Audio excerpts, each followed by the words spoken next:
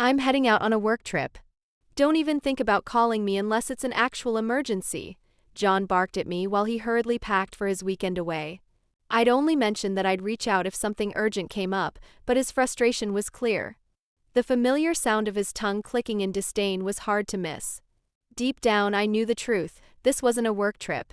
He was with her, his mistress. If you keep pestering me with your nonsense, I'll claim emotional distress and take legal action, he added, his words dripping with both absurdity and cruelty. Over time, I'd come to realize that John had completely lost his empathy. He ignored our sick daughter, prioritized his own desires, and showed no regard for his family. I didn't argue. My priority was protecting myself and our children. On the day he left, fate took a turn. I found out by accident that John had been in a serious car crash. His earlier command still echoed in my head, "Don't contact me no matter what." A part of me felt torn, but his indifference had taught me to put my own peace first. What happened to him was no longer my concern. I had my own secret, one John would never know. I shut off my phone with a sly grin, cutting off his chaos. I'm Mary, 34, a handmade artist working from home. I've been passionate about crafting accessories and other items since I was a kid. What started as a hobby eventually turned into a side business when I left my job to care for our 2 children, Ethan, an 8th grader, and Claire, a 6th grader. Once Claire started school, I revived my craft and began selling my creations online. John, my husband, is 2 years older than me. We first met in high school and later reconnected. He works in construction management, following in his father's footsteps. Unfortunately, John's admiration for his father's career led him to put his job above everything else, especially his family. John's parents, both in their 70s, often visited without notice. While they claimed to be showing affection, I found their visits intrusive from the start. Our relationship had been strained. They belittled my handmade crafts, dismissing them as not real work. But the worst part was their complete disregard for Claire's serious shellfish allergy. A single trace could put her life at risk, yet they mocked her condition, even trying to sneak shellfish into her meals. "It's all in her head," they would say. "If you expose her to it, she'll grow out of it. Allergies are exaggerated." I had to be on high alert whenever they visited, never leaving Claire alone with them. But their reckless behavior only grew worse, and I begged John to intervene. "Your parents are putting Claire at risk," I pleaded. "Please tell them to stop coming over uninvited."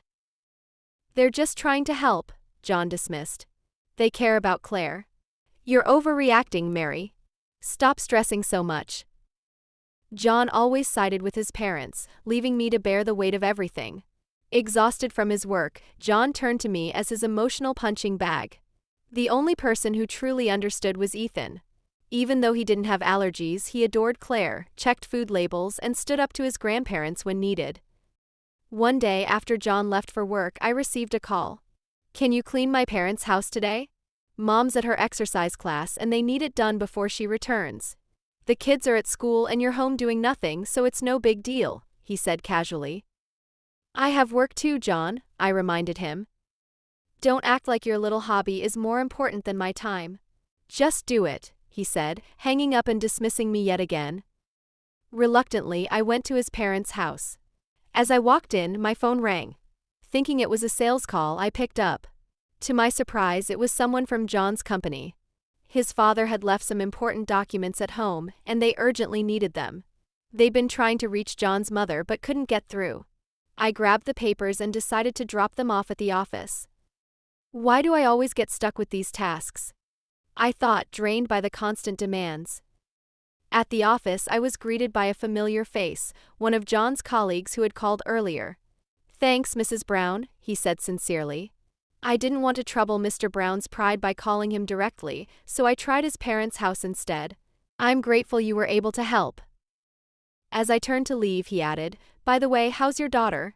John mentioned her allergy. My heart raced. John hadn't taken any time off to care for Claire. He'd been going to work as usual.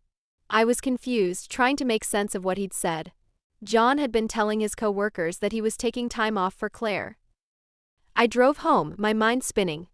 The kids were already asleep when I arrived. I turned on the TV to calm myself, but I couldn't focus. That night, John came home, clearly upset. "You didn't clean my parents' house today," he snapped. Mom called to complain. I had forgotten to return after my visit to the office. I went to their house but had to drop off something for your father, I explained. John's eyebrow twitched nervously, a telltale sign. Who told you to go to the company? He demanded. I played dumb. No one. I just dropped off the documents and left. I forgot about the cleaning. John sighed, the tension easing. Whatever. Just apologize to Mom tomorrow. I'm going to bed. As he walked away, something felt off. That night, I pieced together the clues, the lie about taking time off, his absences, and his overreactions. It all pointed to one conclusion: John was having an affair. And if he was using Claire's allergy as an excuse, I couldn't forgive him. The next day, I hired a private investigator. It pained me to spend money from my online business, but I had to know the truth. Weeks later, the investigator confirmed my worst fears: John was cheating. He'd been skipping work to meet his mistress, even spending nights at hotels with her. She was young, probably in her 20s, stunning with long black hair and an air of confidence. The photos left me stunned, but I felt more anger than sorrow. I gathered more evidence and met with a lawyer to discuss divorce. I learned about alimony, child support, and custody, preparing myself for a life without John. My thoughts were focused on a future for me and my children, not the past. A few days later, John came home late again. I have to work this weekend, he said nonchalantly. The next job site is far, so I'll be there for a survey. I'll be back on Sunday. I knew it was another lie. His job had shifted to office work, and overnight trips were no longer necessary. I understand, I replied calmly. But if anything happens with Claire, I'll call immediately. She's been feeling unwell, and with your parents away, there's no one else to turn to. Don't call me for anything trivial, he snapped. I'll be busy working. He stormed off, but his reaction confirmed my suspicions. That night, I logged into his credit card account and found a transaction that stood out: a charge at a luxury inn in a remote mountain area, far from where his parents were vacationing. My heart dropped. I searched the inn online, knowing John had planned to get away with his mistress. I felt disgusted, and a wave of anger washed over me. I had had enough. I decided it was time to take control of my life and find my own path. I browsed an apartment rental site and scheduled viewings for the weekend. By Saturday morning, John had disappeared, an overnight bag in tow, and hardly a word exchanged. Claire watched him leave, while Ethan rested on the couch, still recovering from a cold. After tidying up, I got ready to head out. I'll be back soon. Look after each other, I said. Where are you going, Mom? Claire asked. I'll tell you later, I replied, keeping my voice light. Ethan, keep an eye on Claire. Okay, he mumbled. I planned to inform them about the divorce after securing a new home. John's connection with the kids had always been minimal, and Ethan had no patience for his father's dismissive attitude toward Claire's allergy. With John's parents away, it seemed like the ideal time to make my move. I spent the entire Saturday touring apartments, and by evening I found the perfect place. It was too late to finalize the lease, so I planned to return the next day. On my way home, I wondered if John was having the time of his life on his romantic getaway. The thought filled me with anger, but I reminded myself I was moving forward.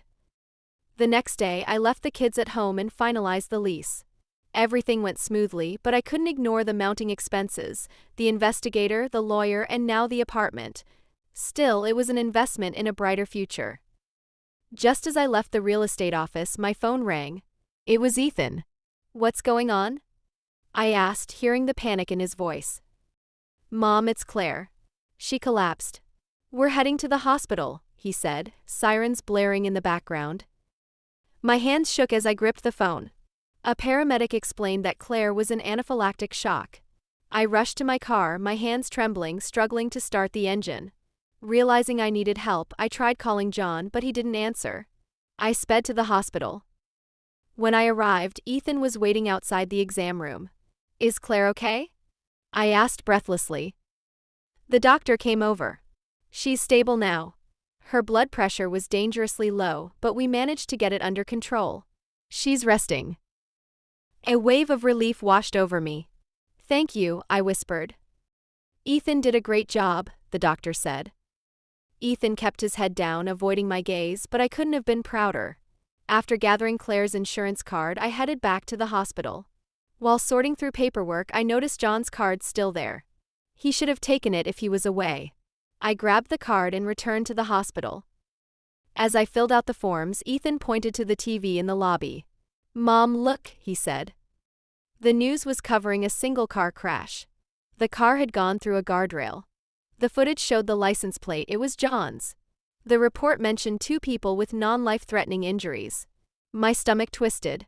Ethan was silent, but I wondered if he knew about the divorce already. Just then, my phone rang again. It was John. I hesitated, recalling his earlier words, "Don't call me about anything trivial." Now he was blowing up my phone. The irony was hard to ignore. I let the call ring out, then silenced it. I finished the paperwork and drove Ethan home, where John's parents were waiting outside. I left Ethan in the car and approached them. "Mary, where have you been?" "This is an emergency," John's mother snapped. "I had my phone off," I said sharply. "John's been in a car accident.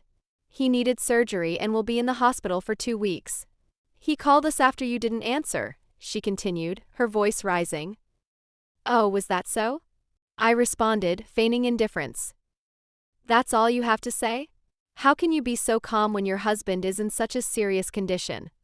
Their words ignited a surge of anger within me. I was done. "Claire was rushed to the hospital today," I began. "She had a severe allergic reaction and her life was in danger." I pulled out the evidence, the rice crackers that nearly killed Claire, and showed them. "Ethan told me you brought back rice crackers from your trip.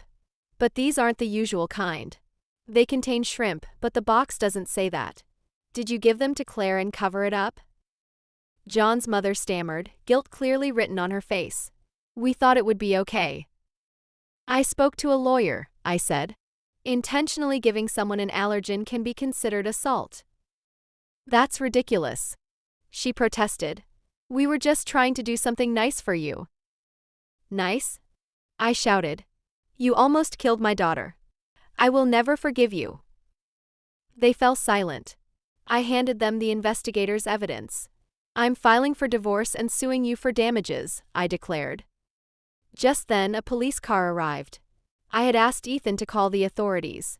Officers approached John's parents, requesting they come in for questioning regarding possible assault charges.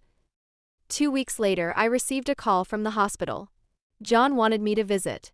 Reluctantly, I went, knowing it was the last loose end to tie up. "You useless wife!" John shouted. "You've ignored all my calls."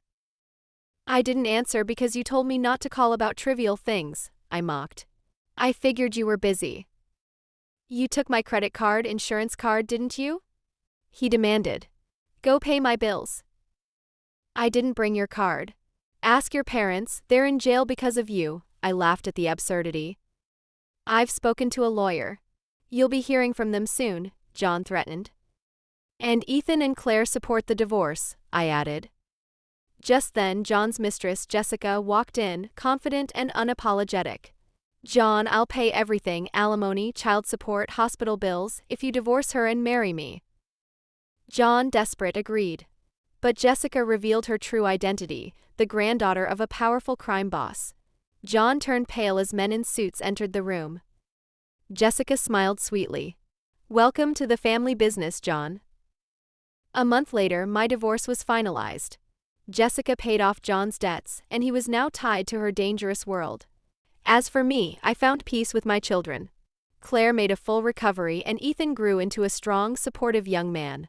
My handmade business thrived, and I promised myself that one day I'd take my kids on a vacation to celebrate our new life.